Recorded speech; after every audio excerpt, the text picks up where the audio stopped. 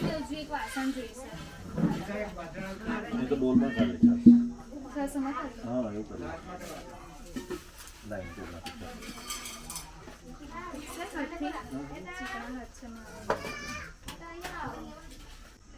હવે જાનુનું છે ને આપી દીધું છે પાઉંભાજી અને પુલાવ, અને મારને પહેલી વાર આવ્યા હતા એટલે બહુ બધું ઉંમરવાળા છે અહીંયા, એટલે તમે સેવા કરવાનું છે ને. સેવા આપવી હોય, કોઈની બર્થડે હોય, એનિવર્સરી હોય, કઈ સારું થયું હોય, મરણ તિથિ હોય, તમારે સેવા આપવી હોય તો તમારે અહીંયા આપી દેવાની.